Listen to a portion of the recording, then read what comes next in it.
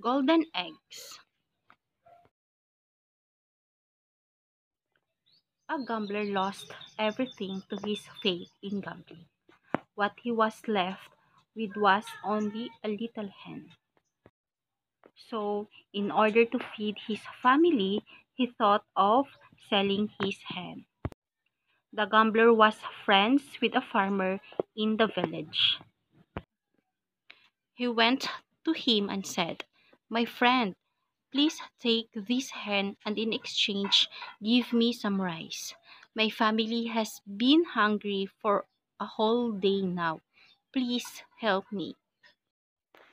Seeing this pitiful condition of his friend, the humble farmer agreed to his offer. He took the hen and gave his friend a full sack of rice. His friend was very grateful to him for this act of kindness. He tearfully thanked the farmer and left. The farmer's wife was not as humble as her husband. She was furious at him. She said with anger, "Were you out of your mind? You gave him a sack full of rice for this little chicken?" But the next day, magic happened. The very ordinary looking chicken laid a golden egg.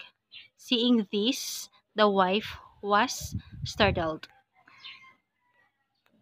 She was so happy that her eyes twinkled. But that twinkle was not just of joy, it was also of greed.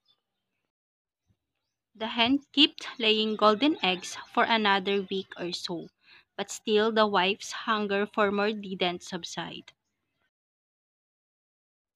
One day she took a long knife and opened the insides of the chicken so that she could get all the eggs at once.